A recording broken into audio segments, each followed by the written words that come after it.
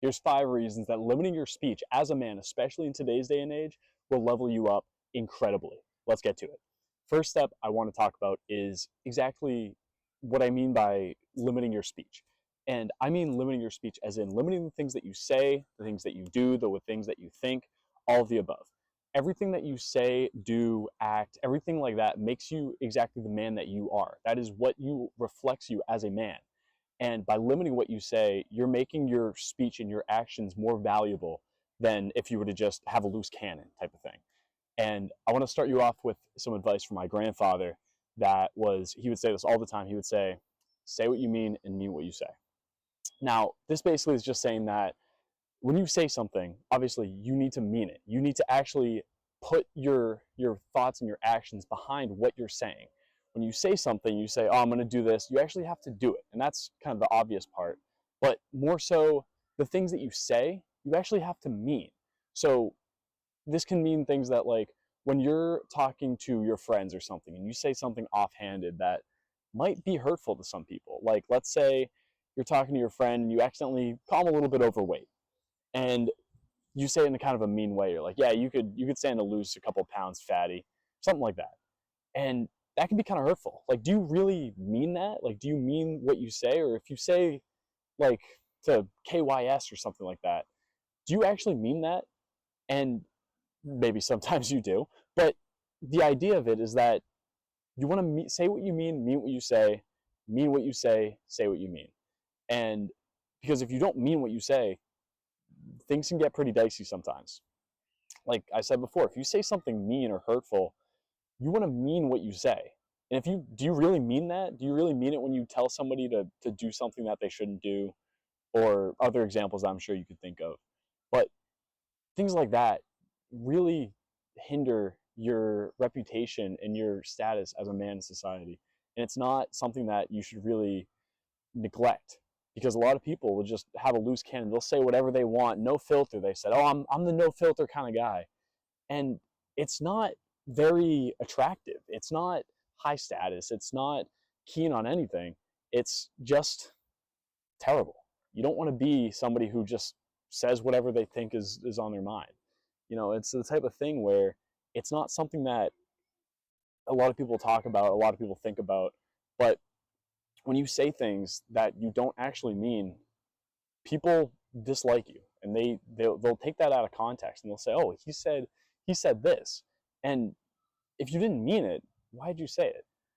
It's kind of the type of thing where you have to keep it in the back of your mind. Think before you speak, obviously, but say what you mean what you say, and you'll have a higher reputation. Another part of this is not using words to just fill silence. And I'm sure you might have played like a Telltale game, maybe The Walking Dead, maybe Minecraft Story Mode or something like that. But silence is a valid option. And by using the silence is actually to your advantage. You might get asked a tough question sometimes if you're in class or you're in a friendship circle or by your parents or something like that. And you think not answering right away is weak, it's actually strong. By taking a couple seconds to think, even if it's just kind of think about like a tempo, like in sheet music, you see a rest. It's like a little squiggly line. And by using that rest, it doesn't, it's not actually that awkward. It's not awkward at all. In fact, the other person doesn't even notice it. It's you that notices it more because you're doing the rest, if that makes sense. And by actually taking a second to say, somebody says blah, blah, blah, blah, blah, and you go, "I think this." That is so much more powerful than somebody goes, "Sean, what do you think about the political economic crisis of blah, blah, blah?" "Oh, well, actually, I think blah, blah, blah, blah, blah, blah." It's, you're bound to mess up. If everything's coming off the top of your head, you are going to have that unfiltered voice, those unfiltered words. Some things you don't actually mean. And people will catch you on this too. A lot of people that are very good at arguing and are very eloquent with how they speak, not like myself, but people are very easy to pick up on if they can get you talking and talking and talking, and they can get you on a question type of thing where they ask you this and they ask you this and they ask you this, and you just keep going off the top of your head. You ever see those games where it's like, okay, name a color. You're like, okay, red. Okay, name a vegetable, and you're like, carrot. Okay, name a type of tool. And since they asked you so many questions again and again and again, and everything's coming off the top of your head right now, they go, oh, did you say hammer? And you'd be like, oh yeah, because it's just the most common tool that people think of. It's a similar thing in arguments and in social circles where you're having a conversation with somebody. If you just keep talking, everything's going to come off the top of your head. And it's not necessarily going to be what you want to say. That's maybe not the best thing to say. And by actually using silence to your advantage, having a tempo pause, kind of like in fighting games where you're fighting the other person and you have some super fast moves because you're Pikachu, right? So you go like attack, attack, attack, attack, attack over and over and over again. People are going to catch on. You go attack, attack, attack, attack, attack. But then if I go attack, pause, attack, attack, attack, attack. Oh, wait, attack.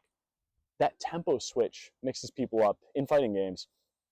And again, relating it back into conversations here, if you just keep talking, it's going to get repetitive. People are going to pick up on it.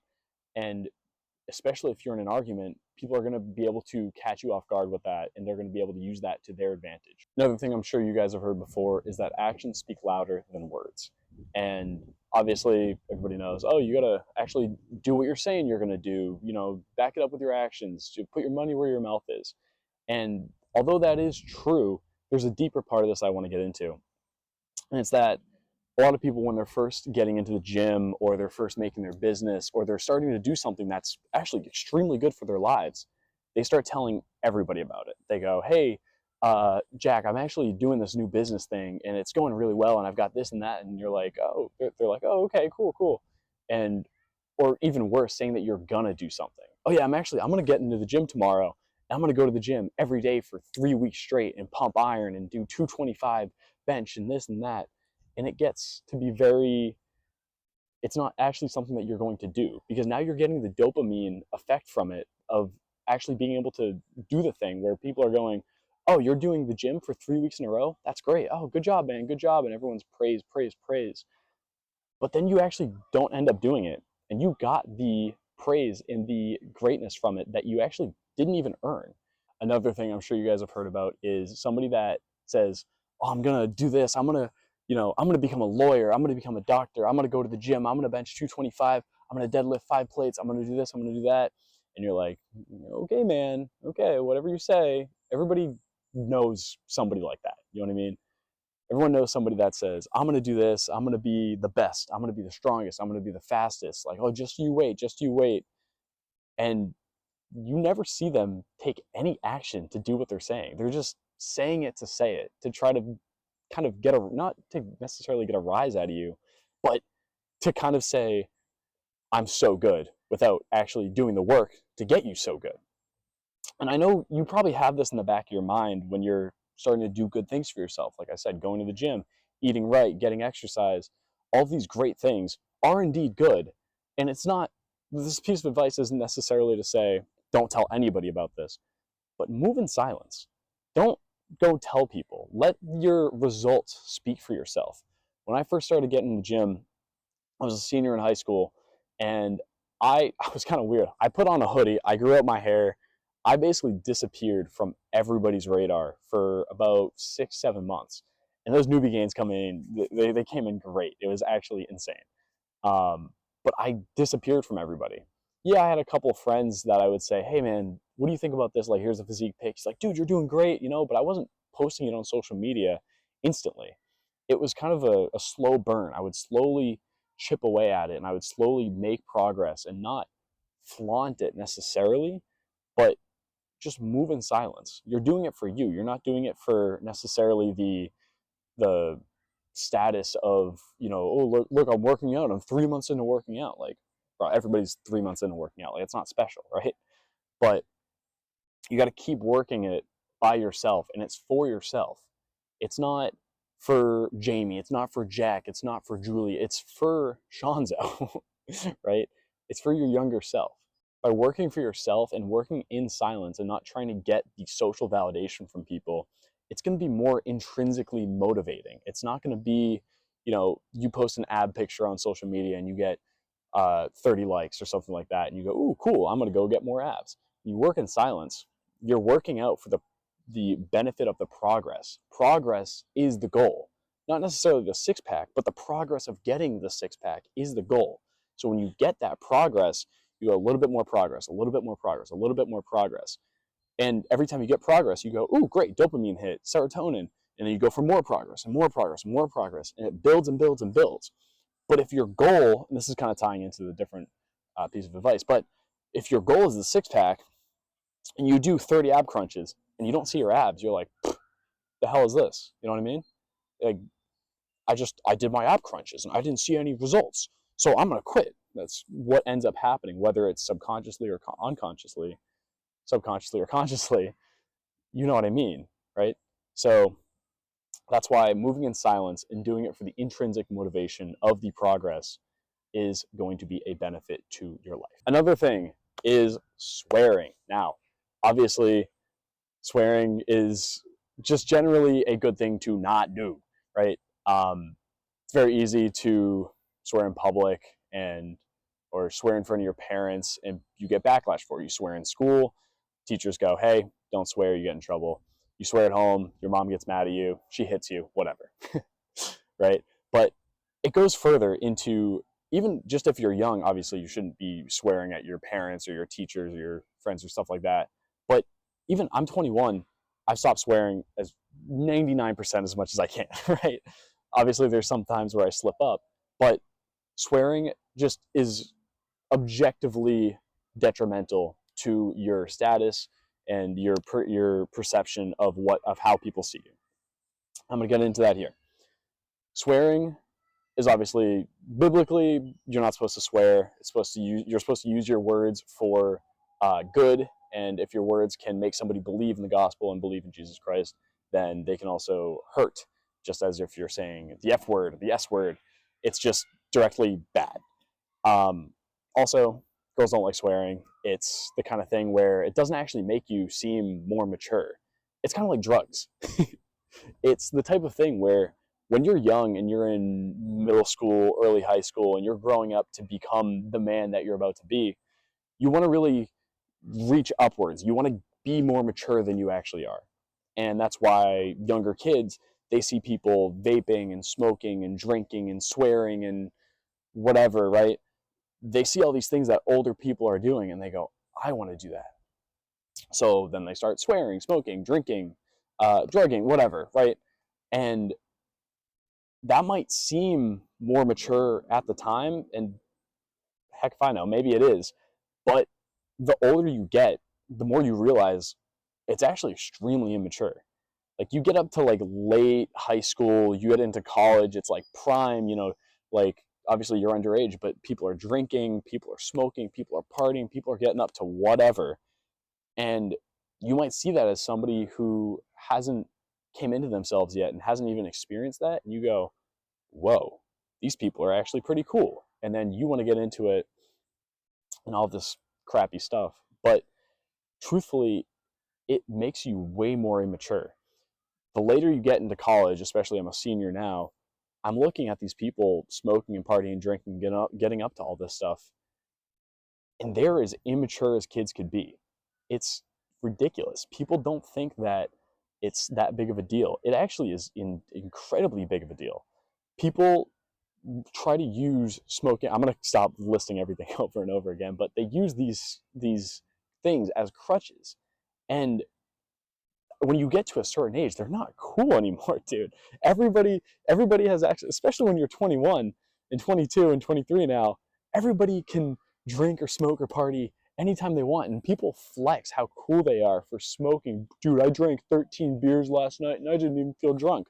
Like, brother, you're an alcoholic. What do you mean? You know? So people get up to this stuff. They think it's cool. It is not cool. Okay? And that's kind of a tangent a little bit, but it's along the same lines of stop swearing. It doesn't make you strong. It doesn't make you powerful. It is having no filter. And as a man, we need to be able to limit our speech, not for the sake of having less to say, but actually making what we say even more powerful. If you're saying F this, S this, whatever, every bad word you can think of, that's a crutch in your vocabulary. I'm sure you've heard that before too, where, people who swear too much are low vocabulary, and that is definitely true. When you don't swear, people do notice that. And not that you can say, not that you're saying like, oh fudge, oh shizzle, stuff like that, but kind of cutting those words out of your vocabulary, people notice over time and they go, whoa, he doesn't swear. Like I just noticed. I've never heard Shanzo swear before. Why is that? And it kind of creates a little veil of not necessarily mystery, but just kind of powerful aura, as the kids say nowadays, where it's not actually powerful to say F this, S this. It's actually more powerful to not use it. Even though you can have it, and I could say the F word anytime I want. Nobody's stopping me, besides God. But being able to not use it and have that strength over myself shows. I promise you. Now, I'm actually going to bring up a great comparison here also. And that point is that everybody knows somebody in their life, right? It's probably a parent, it's probably a grandparent. Everybody has somebody in their life that is extremely quiet. Like weirdly, or at least in their history, in their mind, they can think of somebody. Think of somebody right now that you know that, like, have I ever heard this person talk? Like, this person's been my grandfather for how many years? And they're so quiet. They never talk. Like they might say like, "Oh, I'm good. Yeah, how are you doing? I'm good. I'm good." And then that's all they say. These people, when they speak, are extremely influential. I'll give you another example. Phineas and Ferb, right? I'm sure you remember every time Ferb spoke. Like once an episode, right? They have their trope where like, I'm sure you guys have seen it, where Phineas is the very outgoing, charismatic, funny character, and Ferb, his brother, is basically the exact opposite. He is very, very quiet. Yeah, he's charismatic. He's a handsome fella, right? Ferb, F-shaped head. And but when he talks, you never hear him talk. Everyone's like, somehow the writers just always get around him talking. But when he does talk, and they make it a meme, when he does talk, he is just so memorable. And it's so obvious when he talks. You never hear his voice, but when you hear his voice, you remember it, and it makes an impact on the entire episode. And usually it's in a very funny moment. Um, but think about that.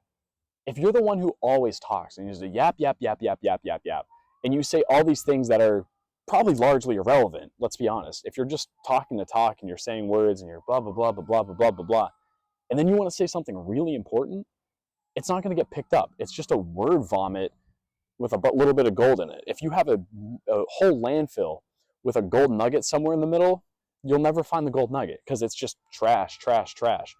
But if you have like a tray of trash and there's a gold nugget, it's going to be very easy to pick out. That's why you want to limit your speech, limit the words that you're saying. Say the things that are necessary to say, obviously, but don't just talk to talk. Talk with purpose, talk with influence. Pause sometimes when you need to think about something. If somebody asks you a hard question, be quiet for a sec, think. You can even say like, let me think about that. It's actually a pretty tough question. Nobody's demeaning you from that. It even gives you time, it gives the other person time too, if they want to add on something that they go, oh, actually, I didn't think about to say that. Actually, also, let me say this, and I want to get your thoughts on this. Makes you a very pensive person, makes you very respectable. It's important.